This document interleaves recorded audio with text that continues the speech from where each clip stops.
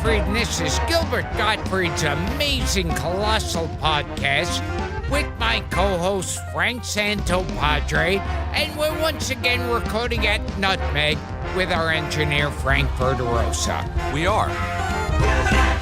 Colossal Obsessions. You got through all of that, see? Yeah. You give yourself enough credit. And we have two guests here for this mini episode. We have Adam Carston, who is an historian and obsessed Gilbert Gottfried podcast fan.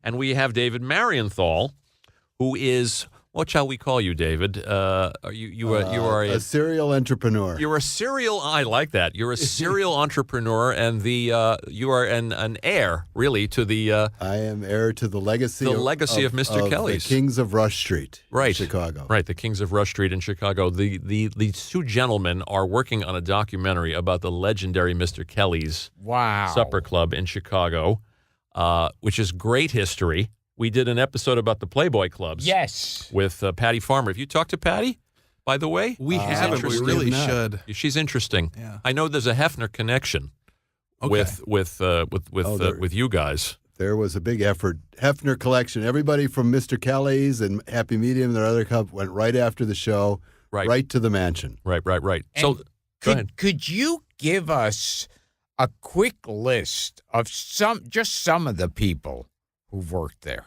Well, I know you guys are interested in comedy, so every night of the week and twice every night and 3 times on the weekend, they'd have a comic and a jazz singer. So we just interviewed. You could have gone in there and seen Robert Klein open for Sarah Vaughan in 1966. Amazing. You could have gone in to see Woody Allen and Nancy Wilson as a double bill.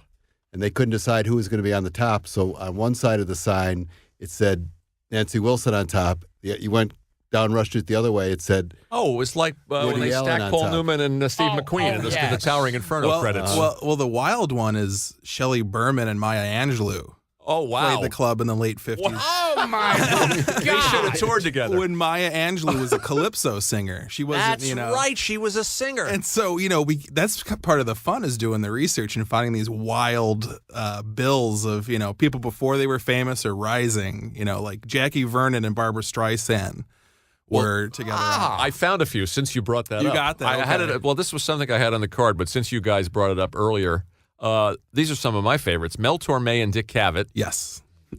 B.B. King and David Brenner. That's a good one. Of course, Irwin Corey and Billy Daniels. Oh. Irwin Corey was the first ever guest on this show. Richard Pryor and Kenny Rogers, which we'll talk about because that's an historic moment. And my personal favorite, Don Adams and the Turtles. Yes. Now I should say it's not the rock band The Turtles. Oh, it wasn't the rock band I The actually Turtles. got really excited, but it turned out it was a folk satirical duo. Interesting. So, yeah. Still good. Still good. And for those out there who don't know Jackie Vernon, his main thing, he'd have a clicker. Yep. He'd be talking like he's showing slides. And he'd go, "Here's some slides from my vacation. Here's Manuel leading us around the quicksand. Here we are from the waist up. Here's a bunch of ropes and picks and things." Woody Allen, who you just interviewed for the documentary. Yes. This is a partial list. Lenny Bruce, Mort Saul, stop me. Dick Gregory, Red Fox. Moms Mabley played the club? Yeah, well, it looks like she had to cut it short, but she was, scheduled to play there. No shit. That's cool. Joan Rivers, Bill Cosby, George Carlin we'll talk about. Mm-hmm. The Smothers Brothers, Dickie's in the documentary. Yes. Buddy Hackett, LaWanda Page. Oh, my God. Gilbert Loves, Mike Nichols and Elaine May, David Steinberg, who was on this show, Rudy Ray Moore. Wow. Freddie Prinze, Rickles, Phyllis Diller, Rodney Dangerfield, Jackie Mason. Wow. Incredible. And Nick, did I say Nichols and May? You said Nichols, yeah. man. And you're Toady Fields. Toady Fields. I mean, Fat Jack Leonard. I mean, it's like we could almost do a subcategory of people who became sitcom stars in the 60s. Like, Joey Ross played Oh, it. Joey Ross played the Wow. club. Yeah, you Yes, got to tell I Gilbert knew you about would. it. Oh, Oh, yeah. And so, you'd probably appreciate this. I think it came out midway through the first season of Car 54. And so we'll have to show you before we leave, but they advertised, every ad was him in character, from Car 54, and they had him in the police uniform. And we actually have a picture of him and Mayor Daley at the time together at the club. Mayor Daley and Joey Ross. I think they might Bit have of a had fly some on the common wall for interest. that. Yeah. Famous degenerate Joey Ross. Yes. Well, let's do a little quick backstory, and we're talking. but I wanted to ask because Nat Hiken grew to hate Joey Ross. I think a lot of people did. Yeah. So what was he like? Was he? I'm desperately digging for something wild about him, but all the reviews were very positive. They were. It seemed like it was very, clean act from what I could tell. Nothing wild. Because he dated strippers too and married them. He married, yes, ladies of the night, and hookers. yes.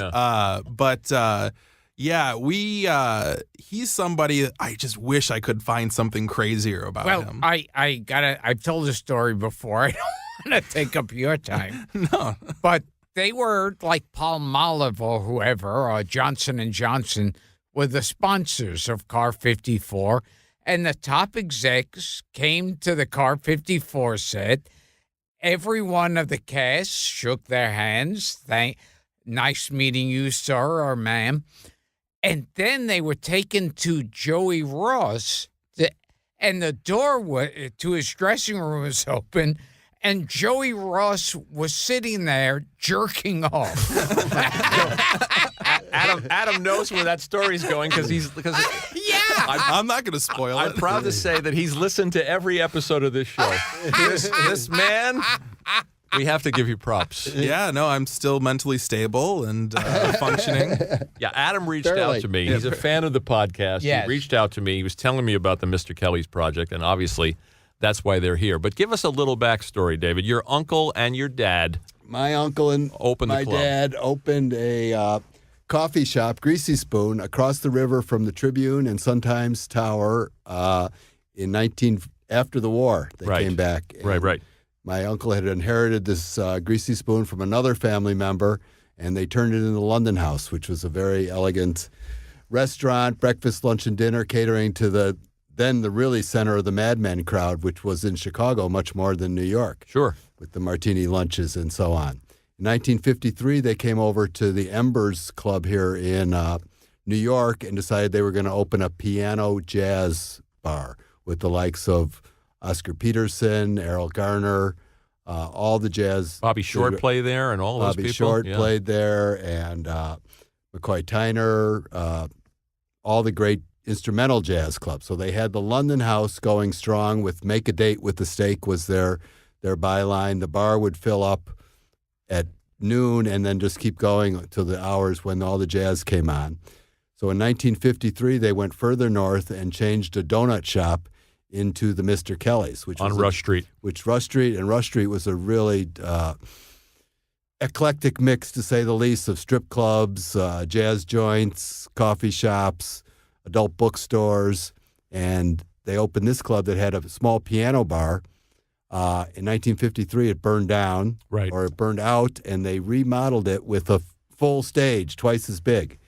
And that's when people like Audrey Morris started there. Audrey Morris, who we Great just Audrey. lost a couple Yes. of weeks Just ago. lost, We were and lucky to interview her. Yes. We interviewed her. She was still playing the piano with a cigarette between her lips, and they started this policy of one singer and one comic every single night. Whose idea was that? Now, I heard you say your father handled the food and your uncle Right, was my kind of the uncle schmoozer. Oscar was really the impresario. He had Right. backed a couple of shows on Broadway and loved entertainer. I just last year met with Barbara Carroll, who was here at the Carlisle for many years, Mm-hmm. and she was the piano. Oscar would have the entertainers out to his home in Flossmoor. Ella Fitzgerald was there, cut an album in 1958 there, wore the pearls that Oscar gave her Wow. every day. Over 30 albums were cut at Mr. Kelly's and London House. Well, I heard that your uncle and your dad had an eye for talent.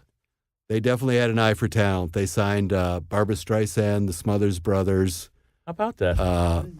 In 1 week, and Woody Allen. Whose idea was it to pair up a comedian and a musician? Because that became the the signature for a thing, while. and it is so much different than the comedy clubs of today, where you had to be a purist and just listen to comedy all night. Sure. And I think it was really a style of the old time nightclubs like that. There were other clubs in town, the Chez Paris, the Empire Rome, and they always had an opening act. This was a full night of entertainment. Oscar Peterson, Errol Garner, Dave Brubeck, Bobby Short, Cannonball Adderley. Mm-hmm. Did Neil Hefti play the club? Yes. Do I have that right? Yeah. Gilbert's obsessed with Neil Hefti. Yes. No. Yeah, the Batman theme, Yes. the Yeah. Odd Couple theme. He was a jazz guy. Yeah, all the greats. Yeah, he played. I mean, that was when I saw that I freaked out because I knew who he was instantly growing up a Batman fan. From obsessing about And you this guys, show. yeah. And even a lesser remembered film, How to Murder Your Wife. Sure. Jack Lemmon. Yeah. Right. And that was a great theme. Well, and then we have Barry Manilow. Wow. That's right. That's what we did with Barry Manilow. Opened was Bette accompanist. Midler's. That was the name you forgot. I forgot Barry Manilow and Bette Midler. Bette Midler. And you got Bruce Valanche to take part in the documentary. Which would be great for you guys. We just booked him.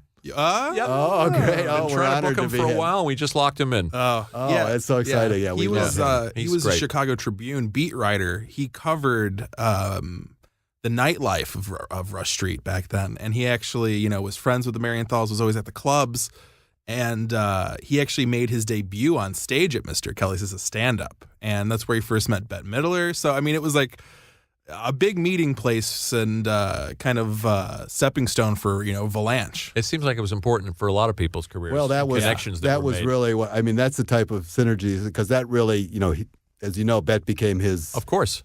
his muse, or he was Bette's muse, or however you look at it. And Right, there was a right. lifelong association. Absolutely. But so many people. You worked with Valanche many times. Oh, yeah. on Hollywood Yeah, Squares. on Hollywood Squares. yeah, He yeah. was like the top writer there. Truly hilarious guy. Yeah, very crazy guy. So this was your family business, and you were a kid in the club. Now, I heard you say you were 12 years old when you saw Streisand on stage. Do I have that right? That was usually, because the London House was somewhat of a more family place. We used to go more for the Sunday show at the London House, and I used to get dressed up, and my mom would put us in sweaters and slick our hair back. Well, every once in a while, we got to go to Mr. Kelly's, and Barbra Streisand was one of those. I mean, when she came into town, and within minutes, Irv Kupcinet was writing, fantastic show, and she was Cups. Yes. And so everybody had to get down there, and she just walked on stage, and she was this little waif of a girl. I don't know if I should say, and she opened her mouth, and everybody, everybody, knew that you were in the presence of genius. About that. But my uncle looked at her headshot. That this talent booker that we booked in, Arlene Rothberg brought to him, and says, "Why am I going to hire this little, this ugly-looking Jewish girl? Why would I hire her?" Yeah. Well, And, it's funny too though, because it was literally she played the club right before she launched, like right before. I think she had released her first album and had only been a few months when she played Nice, Kelly's, and so it was like Fortunate timing. right. And they actually had her on a contract that she eventually would buy out because she skyrocketed right after that. She was one of the few. That was my father's modus operandi, where he would sign these unknown talent with at $500 a week. Sure. That's what Woody Allen. I went $500 a week. That's 7 shows. Yeah. And then he'd get them, to sign for options. And Barbra Streisand, I guess, was one of the few that ever bought out her option. About that. Yeah, and it's because they were, treated them so well. Of course. They were. Gilbert would have loved it. They fed you there for free.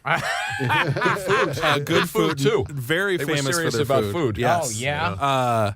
But they treated we haven't heard one bad story about the Marienthals, and especially in an era when, let's say, club owners were less than scrupulous, they treated them well, they paid them well, they were just a very safe, they created a very safe working environment. So I think that's why they kept these people and they just stayed for multiple engagements, like a Woody Allen, who was already a star by 67, was already in movies and stuff, but was still playing this 300-seat theater in Chicago. I think you just missed out, Gilbert, because the club closed in 75. Wow. Had the club stayed open another 4 or 5 years, I bet Gilbert would have played it. Yeah. Well, we would have loved to have you. That would have been Would it have stayed open, another though? star that was launched. Yes. Now, what about, were there any stories about performers who were more difficult?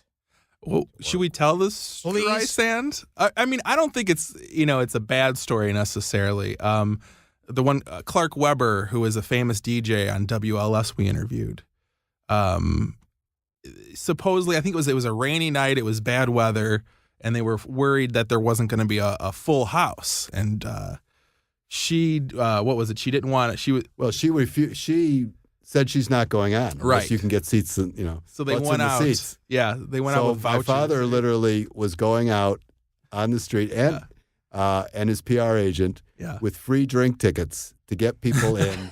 Paper in the house for Streisand. to see Wow. Streisand. You couldn't do that now. No, you couldn't do that now. She was a prima donna before she was even a prima donna. Everybody starts somewhere. Right, Yeah. that's right. How about that? No, it sounds like, though, for the most part, we heard some stories about maybe Stan Getz when he played London House, kind of wandering out, maybe in a stupor of some sort. Okay. We interviewed Well, these one were of jazz musicians, right? Of course. they were, Well, there were, certainly, because the crowd was a real mix.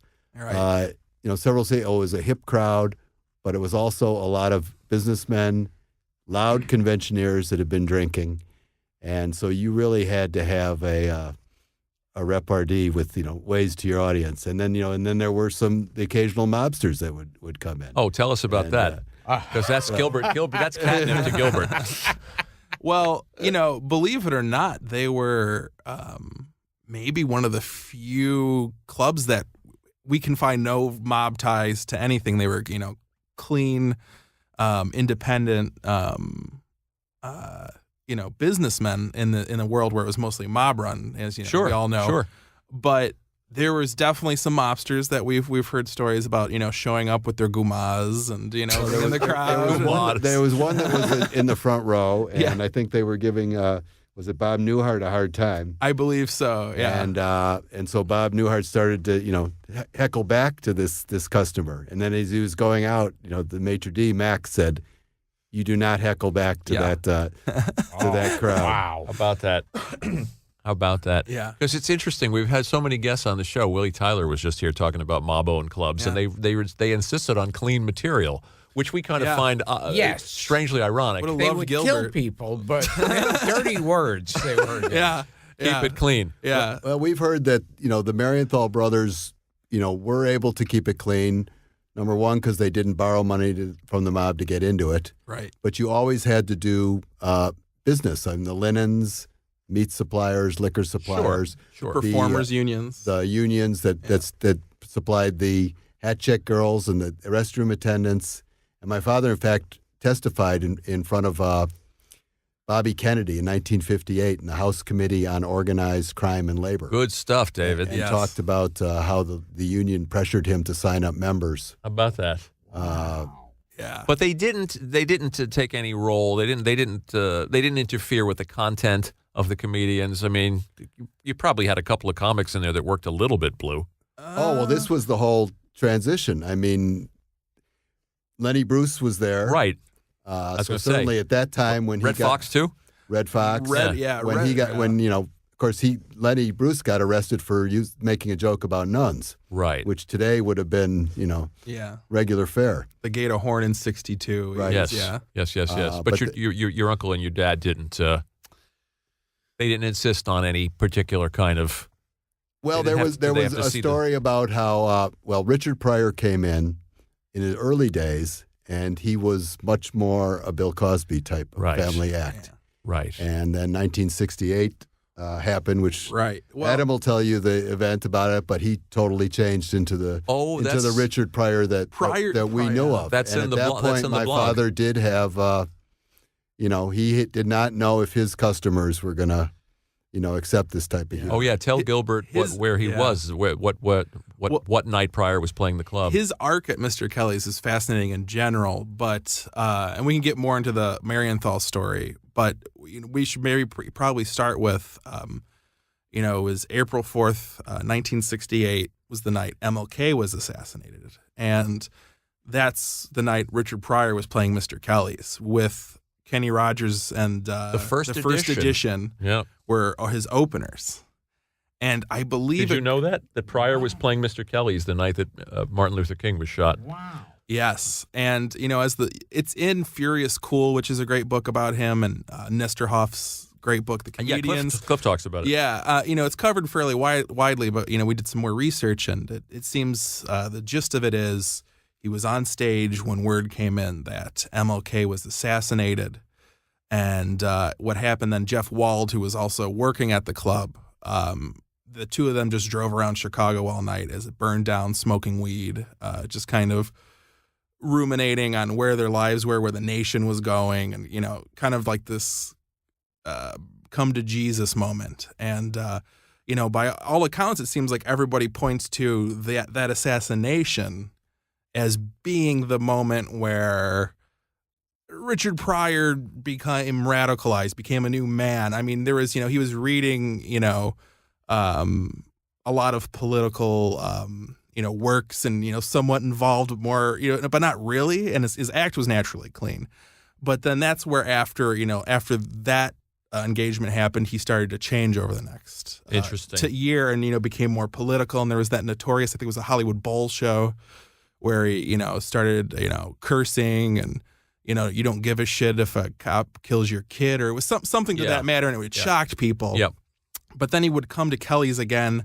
I think it was New Year's. He played New Year's Eve almost like through the late 60s into 1970. I think it was 69, 70, if I'm not mistaken, he was scheduled to appear, or 70, 71. No, I think it was 69, 70. And he shows up, or he's going to show up, and David's father, George, calls and says, well, I've heard you kind of have some, new material, and we just, maybe hope that you would play the way you played before, which was, it's we don't know what happened. We weren't there, but between newspaper reports and other interviews from Richard even himself, there was just a disagreement on what each entity wanted. I see. Because, while I think the Marienthals, I'm sure David would agree, they really brought cutting-edge comedy to these clubs, but there was just maybe something about this both Lenny Bruce and Mort Saul and all those people would be you guys probably edge. can add more light than I know. I'm still trying to figure out how, a Mort Saul, who, really cut his teeth at Mr. Kelly's and would come back once or twice a year with his, the start of political humor. Right. That was very critical of our society, would play to a house of businessmen and conventioneers along with this hip audience. How at that point, how did that all fit together? And as you guys are peeling the layers of the onion and getting deeper and deeper into making the documentary, you're discovering more of these things. You're discovering more about 20th century comedy. Yeah. Not just what happened at Mr. Kelly's, but how these people changed. Right. And really how, Mr. Kelly's was like a pipeline it was almost like the middle point between, the bitter end on the East Coast and, let's say, the Hungry Eye on the West Coast. It was that same circuit. They were traveling that. So it was like that same ebb and flow and kind of tracking of all these, maybe, the Vegas acts and stuff. They were all the same acts. And so you get this kind of, the giants of this era were just all passing through here. And so, you really see, like what you're saying is, you see the changes, you see the evolutions and everything. And, I think, for instance, like with Richard Pryor, I just think he was just being so out there and brave at that time. And this is right before, like, him and Carlin, you figure, really both of them broke out. Yeah, which Carlin also played the club. And, Carlin also came in as a very straight. So you got both Carlins? You got the button down, George Carlin. We got the whole. Yeah, that was back when he was the hippy dippy weatherman. Well, exactly. He didn't come. I don't think he came back once post post-transition. Interesting. But I can say that playing Mr. Kelly's was a very important night. Was a very important thing happened there. He dropped acid for the first time while in Chicago during an engagement at Mr. Kelly's. So like it's another comedian who was at Kelly's during a very important crossroad in their life. He in his book, I think it's last words he says, he read in his diary just one word that day. Acid, So Is that the book that Tony Hendra put together? Yeah. He dropped acid at Mr. Kelly's for the first time. Yeah. Unbelievable. Now, what was that show like when he was on acid? Well, I don't think he did it during a show. we'll never It was know. while in in Chicago performing at It's Kelly's. interesting. So you know what I mean? It was like he was there as the clean cut, and we have ads where it's he looks like a businessman. Well, Talk to Kelly Carlin and see what she knows. I sent her. Yeah, we're reaching out. Yes. We connected them. We connected these gentlemen to Kelly. Yes. So they can find out what Again, Kelly we knows. know that there were certainly, things going on in the dressing room of Kelly's, whether it be pot smoking or. I have a good one actually. Gilbert will love this one. We didn't tape this person, but we were working with Loyola University, and they did some oral histories with us. And one of the subjects, who was a musician at London House, told us a story about how Bob Crane and the cast of Hogan's Heroes showed up. And Gilbert, this is catnip for you. This is good. You don't even have to talk any further. This pants is on, already Gilbert. a great story. No, but so they all show up at London House, maybe, 3 sheets to the wind, kind of having the fun night. They go backstage with the musicians and are smoking pot in the back room at the London House in between shows. So this musician, I think, was like 17 at the time. And, he grew up watching Hogan's Heroes. Like, it was, early 70s, or the show was like on its last leg, last season.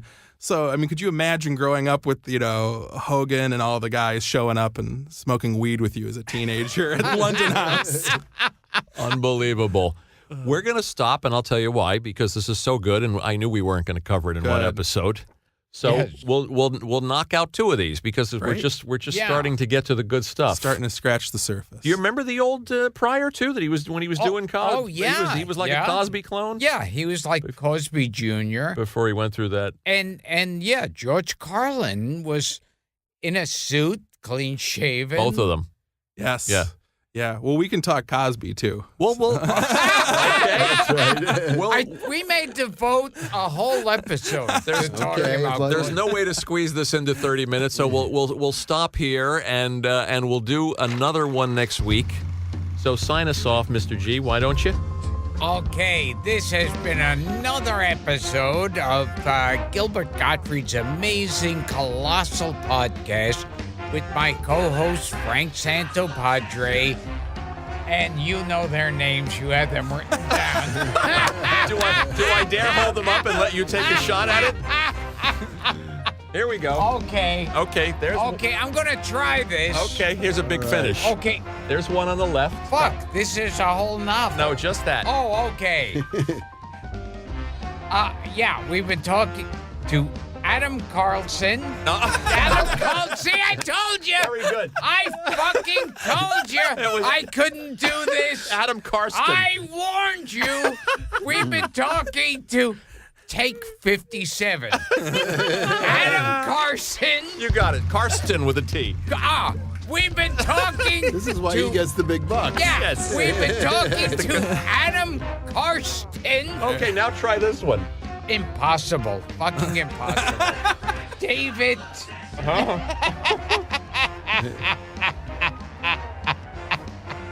Give it your best shot. Oh, Christ. David Mafliven. David. Nobody's going to forget these Marvin. It's the names. biggest honor to have him break into Jerry Lewis. Ivan Mikhail. All right, we've been talking to David Marienthal and Adam Carston, and we're going to come back and do this next week and continue the hilarity. Thanks, guys. All right, we'll see you next week. Don't come on back. Colossal Obsessions.